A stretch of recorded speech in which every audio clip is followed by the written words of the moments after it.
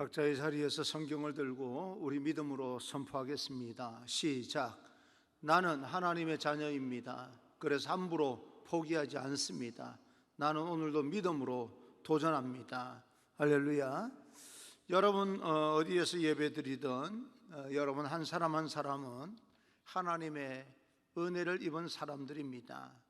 역사적인 사명을 띠고 기도의 자리, 예배의 자리, 또 찬송의 자리, 그 자리를 믿음으로 지켜나가시기를 간절히 축복합니다.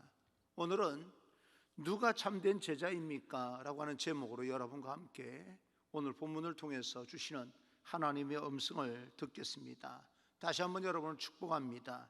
하나님 안에서 그럼에도 불구하고 하나님의 평강이, 하나님의 샬롬, 그 평강이 여러분 가운데 충만하게 되기를 간절히 소망합니다. 능력의 하나님, 살아계신 하나님의 말씀으로 우리를 변화시키는 성령님의 역사하심이 여러분 삶 속에 함께 하시기를 간절히 소망하고, 여러분과 동행함으로써 이 힘들고 어려운 시기를 넉넉히 극복할 수 있는, 다시 일어서서 하나님의 영광을 드러낼 수 있는 귀한 인생이 되기를 주님 이름으로 축복합니다. 혹시 여러분 인생을 살면서 계산을 잘못해서 낭패를 본 적은 없으십니까? 내가 충분히 이 일을 감당하리라 생각을 했는데 일을 추진하다 보니까 힘이 모자라서 중간에 포기한다든지, 일을 중간에 포기하거나 게으름을 피우면 엄청난 불이익이 나올 것 같아서 힘을 모아서 최선을 다해서 했는데 다 해놓고 보니까 별것도 아닌 경우가 많았을 겁니다. 우리는 무슨 일을 하든지 잘 생각하고 계산을 잘 해서 계획을 추진하고 깊이 생각하며 우리가 그 일을 진행해 나갈 때 그때 경우의 수를 줄일 수 있을 겁니다. 예수님의 제자가 되는 일도 그렇게 깊이 생각하며 다른 말로 말하면 계산을 잘 하여서 선택하라 라고 교훈해 주고 있습니다. 예수님의 사역의 초기와는 달리 예수님의 가르치심과 그 기적의 행하심이 널리 퍼지게 되자 수많은 사람들이 몰려오기 시작합니다. 사역 초기에는 예수님께서 사람들과 함께 찾아다니면서 그 중에 또 제자를 부르셨고 또 다니면서 제자들을 선택을 합니다. 이제는 예수님의 소문이 많이 이렇게 널리 퍼져 있기 때문에 수많은 사람들이 제자가 되겠다고 몰려오는 그런 상황입니다. 이런 상황 속에서 예수님께서 오늘 성경을 통해서 사람들에게 말씀하고 있습니다. 첫째, 주님의 참 제자가 되는 길. 그래서 예수님의 제자가 되기 위해서는 어떤 대가를 치루어야 되는지에 대해서 명백하게 분명하게 선포하고 계시는데, 그 선포하는 내용 가운데 무엇을 우리에게 말씀하시냐면 계산을 잘 해라 라고 하는 말씀을 하고 있습니다. 25절부터 27절까지 말씀을 보게 되면 수많은 무리가 함께 갈새 예수께서 돌이키사 이르시되 물은 내게 오는 자가 자기 부모와 처자와 형제와 자매와 더욱이 자기 목숨까지 미워하지 아니하면 능히 내 제자가 되지 못하고 누구든지 자기 십자가를 지고 나를 따르지 않는 자도 능히 내 제자가 되지 못하리라. 여기에서 미워한다라고 하는 말은 지금의 미워한다는 말의 의미는 아닐 것입니다. 아마 우선순위의 문제일 것입니다. 예수님의 말씀과 주님을 따르는 참 제자가 되기 위해서는 그 세상에, 이 세상에 그 어떤 것도 주님의 제자 되는 것에 밀려서는 안 된다라고 하는 그런 이야기일 것입니다. 가장 우선순위에 둬야 된다. 여러분, 이 이야기는 쉬운 말 같지만 주님의 제자 되는 일에 가장 우선순위에 둔다는 말이요, 보통 희생의 문제가 아닙니다. 자기 생명까지도 이 제자가 되는 일에 밀려서는 안 된다라고 하는 그런 이야기입니다. 생명까지도 넘어서서 나를 따라야 참 제자가 되는 것이다. 보통 어려운 문제가 아닙니다. 예수님께서는 제자가 치루어야 될 대가에 대해서 더 명백하게 말씀하기 위해서 비유로 말씀하시는데, 첫째 비유는 망대 건설의 비유이고 두 번째 비유는 전쟁에 대한 비유입니다. 망대를 세우기 위해서 사람이 그 망대를 세우기 위해서는 건축 비용이 얼마가 들지를 계산을 잘해라, 그렇게 말씀합니다. 내가 가지고 있는 것으로 건축 비용이 충분한지, 그리고 들어갈 비용이, 앞으로 들어갈 비용이 얼마가 되는지 계산을 잘 하고 그 다음에 시작을 하라라고 이야기를 하고 있습니다. 건축하다가 포기할 수는 없는 것 아니겠습니까? 우리가 이렇게 차를 타고 지나가다 보면, 어느 곳에 가다 보면 아파트를 짓다가 그 시멘트 모양으로 그대로 흉물스럽게 10년, 20년 방치되어 있는 그런 곳이 있습니다. 중간에 부도가 나는 바람에 어떻게 맡아서 하지를 못하고, 그래서 내버려 방치한 상태에서 그것이 흉물스럽게 되어진 건축물이 지나가다 보면 몇 군데 있는 것을 보게 됩니다. 얼마나 흉물스러운지 모릅니다. 계산을 잘하고 시작을 해야 되는 일입니다. 전쟁의 비유에서 적군이 지금 쳐들어온다면 나의 군사력과 또 적의 군사력을 잘 비교해서 내가 이길 가능성이 있을 때 붙는 거지요. 도무지 가능성이 없다라고 생각을 한다면 가서 화친을 청해야 된다라고 하는 겁니다. 어떤 임금이 다른 임금과 싸우러 갈 때에 먼저 앉아 1만 명으로서 저 2만 명을 거느리고 오는 자를 대적할 수 있을까? 헤아리지 아니하겠느냐? 헤아린다는 말은 계산 잘하라, 그 말입니다. 깊이 생각하고 행동하라, 그런 말씀을 하고 있는 거지요. 이와 같이 예수님의 제자가 되기 위해서 오는 사람들도, 나를 따르는 사람도 계산 잘하고 따라야 된다라고 하는 말씀을 하고 있는 겁니다. 영적인 올바른 결단을 하기 위해서는 영적인 통찰력이 필요합니다. 세상 지식과 내가 가진 경험과 인생의 어떤 이 경험을 통해서 계산하는 것만은 아닙니다. 그 영적 예민한 통찰력으로 예수님의 제자가 되었을 때 내가 치루어야 할 대가가 무엇인지, 그리고 제자가 되었을 때 내가 얻게 될 상급이 무엇인지를 두 가지를 잘 따져보고 계산할 수 있으면 계산을 해보고 틀림없이 유익하다라고 생각하면 나를 따라와 라고 하는 예수님의 말씀입니다. 다시 말씀드리면, 그만큼 따져보게 되면, 너희가 따져보는 만큼 나는 뭐예요? 예수님께서 하시는 말씀은 자신 있다, 그 말입니다. 굉장히 명백하고 단순한 논리입니다. 오늘날 많은 사람들이 생각을 깊이 하지 않습니다. 그리스도인이 된다, 예수님의 제자가 된다라고 결단하는 것도 마찬가지로 깊이 있게 따져보지 아니하고 현상적인 것과 내가 지금 생각하는 것에 머무르는 수준의 믿음이 참 많습니다. 그런데 예수님을 내가 따르는 경우에 내가 삶에 포기해야 될 부분이 무엇이고, 내가 주님을 따르는 제자가 되었을 때 얻을 것이 무엇인가 라고 하는 것을 깊이 생각해야 됩니다. 세상 말로 계산을 잘해야 되는 겁니다.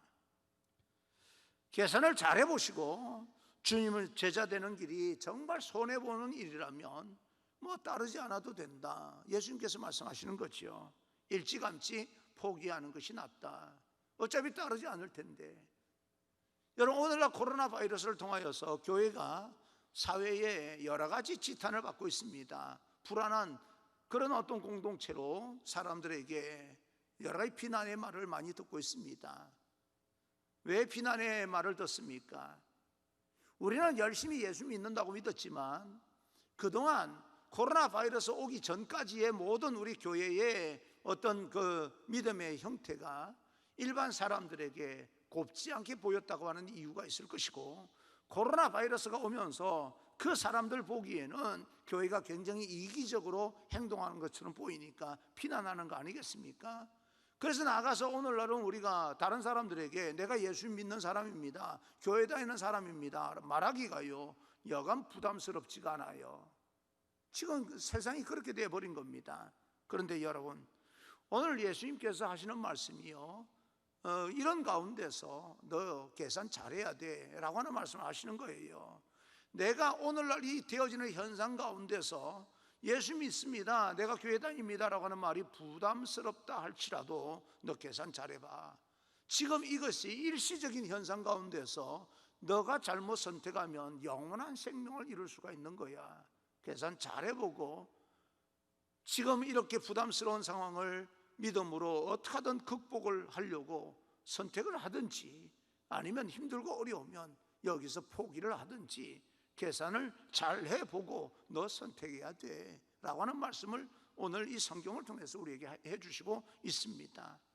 만일 주님의 제자가 되어서 따르는 이 길이 지금은 힘들고 어렵고 부담스럽다라고 생각이 들겠지만, 그러나 가만히 계산을 해보고 정말 엄청난 일이고 영원한 생명을 얻는 일이 세상적인 속된 말로 대박 터질 일이라면, 그렇게 믿어진다면 너 인생 모든 것을 걸고 올인해야 돼 라고 하는 말씀을 하고 있는 겁니다. 언제까지 둘 사이에서 마음의 갈등을 일으키면서 믿을 거냐 안 믿을 거냐, 부담스러운데 내가 예수님 믿는다고 말할 거냐 말하지 않을 거냐, 세상과 예수님 사이에서 양다리를 걸치고 믿을까 말까, 포기할까 아니면 계속해서 다닐까 라고 하는 걸 걱정하느냐, 계산 잘해보고 너 결단해야 돼 라고 말씀하고 있습니다. 지금 우리는 어떻게 신앙생활하고 있습니까? 아직도 예수님의 제자가 되기에는, 내가 예수님의 제자다라고 말하기에는 두렵고 떨리고 또 비난받을 그런 말을 들을까 싶어서 마음이 염려가 되고 근심이 되십니까? 그렇게 또 고백을 하자니 마음이 두렵고, 고백을 하지 않자니 뭔가 찝찝하고 두렵고, 그래서 이럴까 저럴까 영적으로 방황하고 있다면 말씀 앞에서 계산을 잘 해보고 다시 한번 결단하라, 그렇게 이야기를 하고 있습니다. 정말 예수님을 믿고 말씀대로 삶이 영원한 대박이라면 우리 모든 삶을 가장 우선하여서 올인하셔야 됩니다. 제자되는 일에 말입니다. 복음서에 나오는 초대교회 제자들처럼 모든 것을 잃어버리는, 눈에 보이는 그 삶이 모든 것을 잃어버리는 그런 한이 있어도 영원한 생명이 중요하다고 계산이 서게 된다면 우리는 즉시 주님을 다시 한번 고백해야 됩니다. 오늘 그 아름다운 신앙의 고백이 여러분 삶 가운데 있게 되기를 간절히 소망합니다. 쉬운 일은 아닙니다. 그러나 계산을 해보면 우리가 결단해야 될 그런 어떤 것인지 이미 우리 마음속에 결정이 될 것입니다. 나는 여러분을 축복합니다. 그런 가운데서 믿음을 지키는 그런 결단이 있기를 간절히 소망합니다. 장소가 어디이든 간에 우리는 지금 하나님과 대면하여 예배를 드리고 있습니다. 신령과 진정으로 말입니다. 난 세상 사람들이 말하는 비대면 예배를 인정하지 않습니다. 말 자체를 인정하지 않습니다. 비대면이라고 하는 말은 없습니다. 우리 하나님과 대면하여 예배를 드리고 있는 것입니다. 비록 여러분들과 함께 영상으로 이렇게 만나서 예배드리지만, 여러분이 그 자리에서 신령과 진정으로 하나님을 만나게 된다면, 대면하게 된다면 여러분 삶의 자리가, 지금 드리는 예배 자리가 가정집이라 할지라도 비록 이곳에서 현장에서 예배드리는 것이 그것보다 집중력이 좀 떨어진다 할지라도 우리가 의지를 발동해서 예수님을, 하나님을 만나는 진정한 예배를 드릴 수 있다면 여러분 삶의 자리가 바로 교회가 될 것입니다. 하나님의 성전이 될 것입니다. 나는 그곳에서 여러분이 하나님을 진정으로 만날 수 있는 신령과 진정으로 예배드리는 그런 귀한 여러분 되시기를 주님 이름으로 축원합니다. 계산 잘 하셔야 됩니다. 그러면 그렇게 우리가 제자가 되기 위해서 우리가 결단하게 된다면 이 세상에서 우리가 제자로서 해야 될 역할이 무엇인가? 두 번째, 소금의 역할은, 제자의 역할이 소금의 역할이다, 그 말입니다. 34절 35절, 소금이 좋은 것이나 소금도 만일 그 맛을 잃으면 무엇으로 짜게 하리요? 땅에도 걸음에도 쓸데없어 내버리느니라. 들을 귀가 있는 자는 들을지어다 하시니라. 예수님께서 제자가 되어야 될 사람이 치루어야 될 대가에 대해서 설명하고 있는데, 계산 잘하여서 선택하라 라고 말씀하시고 난 뒤에 결론으로 어떻게 계산해야 되느냐, 계산이 끝났다면, 예수님의 제자가 되기로 결단했다면 너희들은 그 역할을, 예수님의 참 제자로 역할을 하기 위해서는 소금을 생각하라, 그런 이야기입니다. 소금의 존재 목적은요, 음식의 맛을 내는 겁니다. 맛을 내기 위해서는 간단합니다. 자기가 녹아져야 되는 겁니다. 철저한 희생을 통해서 음식의 맛을 이제 내게 됩니다. 물에서 녹아져야 되는 이것이 바로 제자가 치러야 될 대가입니다. 말하자면 자기 희생입니다. 소금은 자기가 물에 녹지 아니하면 결코 맛을 낼 수가 없습니다. 마가복음 9장 50절을 보게 되면 소금은 좋은 것이로되 만일 소금이 그 맛을 잃으면 무엇으로 이를 짜게 하리요, 너희 속에 소금을 두고 서로 화목하라 하시니라. 화목을 위해서 소금이 필요하다는 겁니다. 맛을 내기 위해서는 소금이 필요하다는 거예요. 여러분 한번 생각을 해봅시다. 소금이 짠맛을 잃어버릴 수가 있겠습니까? 소금이 맛을 잃는다, 무슨 뜻이겠습니까? 예전에 구약에서 보게 되면 제물을 태울 때, 하나님 앞에 희생 번제로 드리게 될 때 먼저 각을 뜨고 모든 걸 다 정리를 하고 나서 이제 불을 이렇게 밑에서 제물을 태우게 되는데, 제물을 태우기 전에 소금을 제물에 뿌립니다. 그러면 이 제물이 타면서 소금도 다 타게 사라지게 돼야 되는 거예요. 그런데 소금은 그렇지 않습니다. 제물이 다 타는 가운데 사라진 소금도 있는데, 거기에서 태워져서 녹지 못하고 사라지지 못하는 그런 어떤 타버린 소금이 있는 거죠. 그것이 바로 맛을 잃은 소금입니다. 다시 사용하지 않습니다. 오늘날로 말하면 이렇게 이해하면 될 겁니다. 여러분 소금구이 할 때 후라이팬에 소금을 먼저 깝니다. 그죠? 그 위에다가 새우를 놓습니다. 그 새우를 익혀서 먹으면 맛있어요. 그렇게 다 사용한 소금을 갖다가 다시 걷어서 김치를 담근다거나 맛을 낼 때 사용합니까?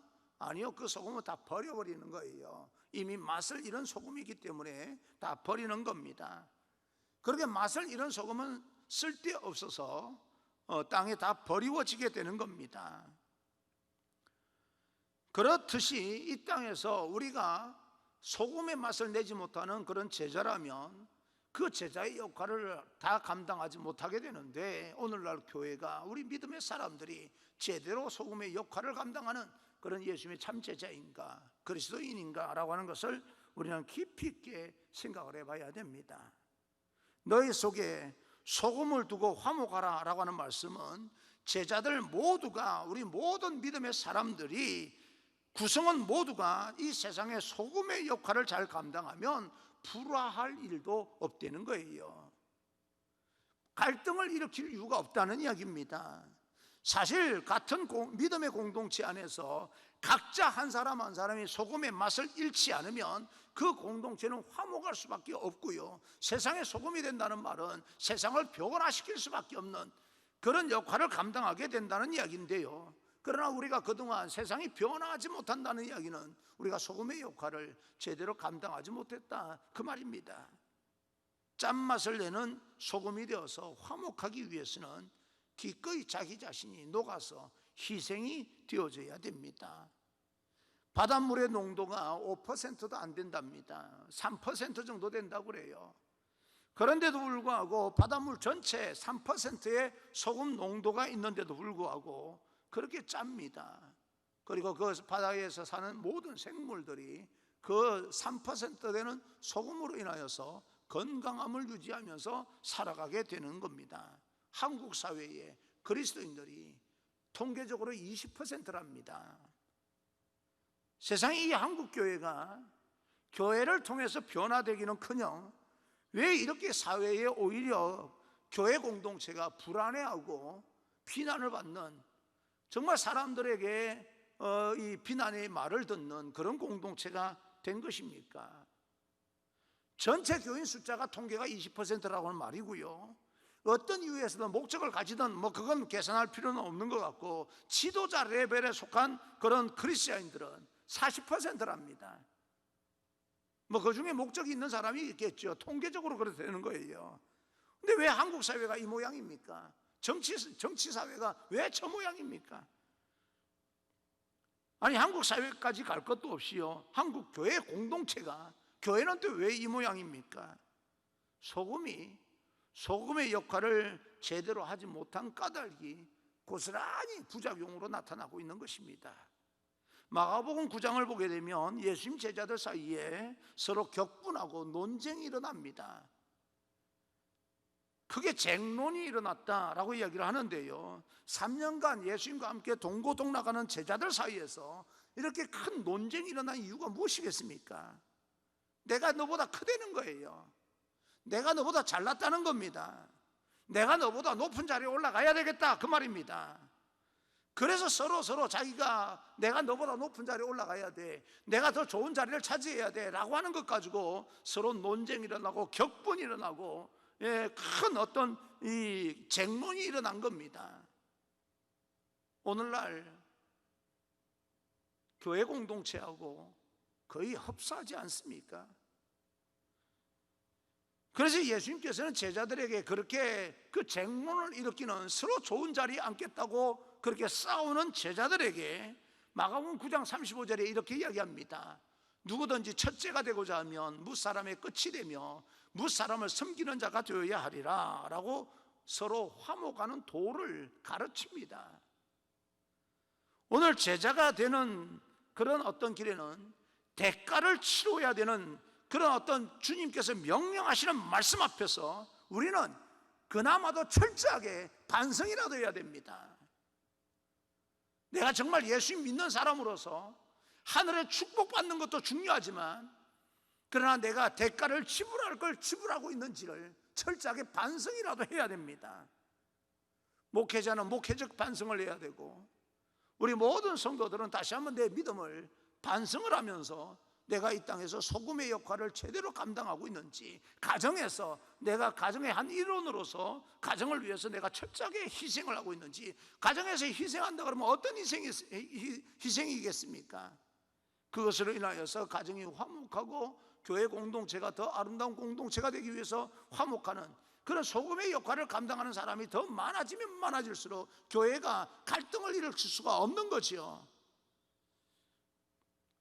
맛을 잃어버린 소금으로 통곡하며 하나님, 왜 나는 맛을 잃은 소금이어야 합니까? 라고 하는 그런 어떤 가슴을 치며 하나님 앞에 반성을 하고 자신을 거룩하고 순결한 소금의 맛을 회복할 수 있는 그런 하나님의 백성이 되어야 됩니다. 그래야 사회가 교회를 보면서 힘을 얻고 위로를 얻고 다시 하나님의 교회 공동체가 더 온전히 회복되고 세워지리라, 그렇게 믿습니다.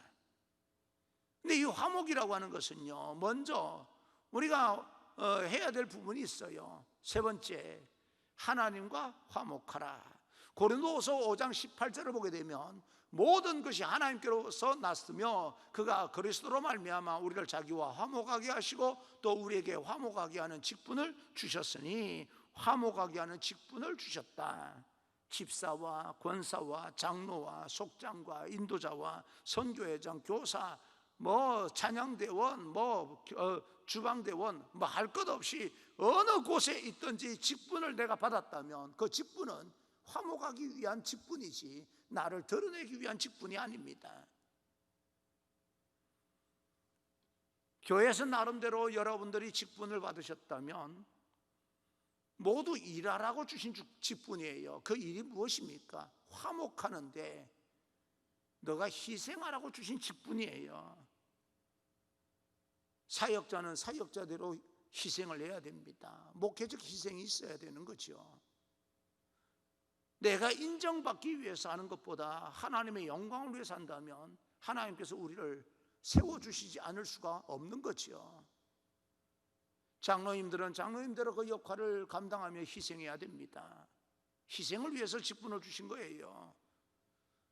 권사님은 권사님대로, 집사님들은 집사님대로 모두가 다 화목하기 위해서 주신 하나님의 직분이라 믿으시고, 먼저 우리가 세상에서 녹아지고 공동체를 아름답게 만들기 위해서는 하나님과 먼저 화목해야 되는 거예요. 코로나 바이러스를 통해서 우리 세상에서 거의 정부나 여러 가지 기관에서 교회를 핍박하고 박해한다고 떠들어댑니다. 틀린 말은 아닐 거예요. 억울하기도 억울합니다. 뭐 교회만 그러냐는 거죠. 그러나 우리는 그럴수록 하나님과 화목하기 위해서 하나님 앞에 엎드려야 되는 것이지, 세상을 위해서 우리가 외치면서 불평불만으로 끝나면 안 될 일입니다. 하나님 앞에 엎드리는 것이 먼저입니다. 진짜 중요한 직분은 화목하기 위한 직분이기 때문에 모든 것이 하나님께로부터 났다고 했습니다. 그래서 하나님과 먼저 화목하는 그런 몸부림이 있고 나서 세상을 향해서 우리가 입을 열어야 됩니다. 하나님의 마음으로 말입니다. 사람과 사람 사이의 화목과 하나님과 사람 사이에서 아직도 예수 믿지 못해서 하나님과 관계를 맺지 못하는 사람과 하나님과 관계를 맺어주는 그런 역할을 감당해야 되는 것이 우리들입니다. 사람과 사람 사이에 화목하게 만드는 사람을 피스메이커라고 이야기하지 않습니까? 세상에 평화를 전하는 사람, 피스 델리버리. 우리가 그런 어떤 전달자가 되어야 되는 거예요. 화목을 배달해 주는 사람이 되어야 됩니다. 여러분, 배달하는 데도 희생이 필요합니다. 오늘날 코로나 바이러스를 통하여서 배달 업종이요, 지금 굉장히 호황을 누린다고 그래요, 역설적으로.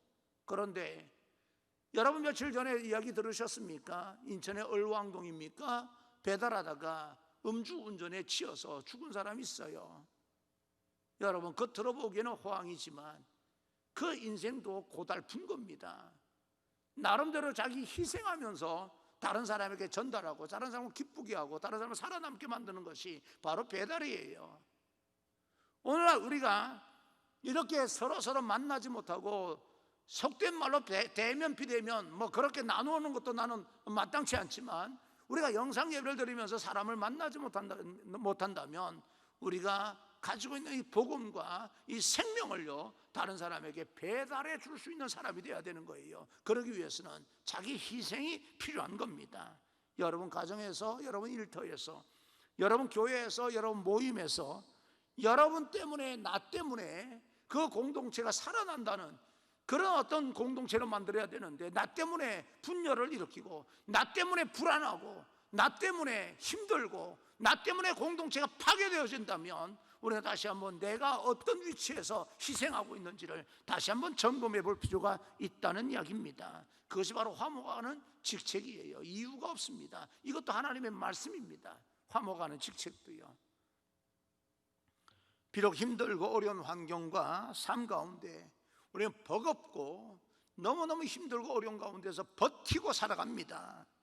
그러나 주님께서 우리에게 역설적으로 그런 가운데서 하늘의 평화를 그들에게 전달하는 그런 어떤 전달자가, 배달자가 되어라 라고 말씀하고 있는 거지요. 천국의 소망을 가진 사람, 하나님의 자녀, 영원한 생명을 가진 사람답게 평안을 만드는 그런 피스메이커를 또 넘어서서 피스 델리버리, 그냥 배달하는 사람이 바로 여러분 한 사람 한 사람 되기를 간절히 소망합니다. 오늘 우리가 이렇게 교회에 대해서 여러 가지 제재를 가하면서 예배를 이렇게 영상으로밖에 드리지 못하는 그런 형편에 있다 할지라도 저는 그렇습니다. 하나님과 화목하십시오. 그 자리에서 더 많이 하나님께 기도하십시오. 그리고 우리가 세상에 대해서 불평하고 원망할 일이 있다면 하나님과 화목하고 난 뒤에 하나님의 마음으로 저들에게 또 다시 우리가 한번 건의도 하고, 또 우리가 그들에게 제안도 하고 그들에게 항의도 하고, 무슨 마음으로요? 하나님의 마음으로요. 그렇게 해 나가야 될 일이지, 하나님과 화목은 전혀 꿈꾸지 않으면서 몸부림치는 그런 신앙의 몸부림이 없으면서 세상을 향해서 말한다고 세상이 변화되지 않습니다. 우리는 형식적인 예배를 회복하는 그런 일에 신경을 쓸 것이 아니라 정말 하나님의 나라가 이 땅에 이루어지기 위해서 우리가 지금 어떻게 행동해야 되는지 깊이 계산해보고 행동해야 될 것입니다. 오늘은 예수님께서 우리에게 다시 한번 우리에게 주시는 영적인 통찰력으로 깊이 있게 계산해보라 라고 말씀하시는 그 음성을 듣고 좀 영적으로 한번 계산해보고 행동할 수 있는 그런 지혜로운 하나님의 백성이 되기를 주님 이름으로 축원합니다.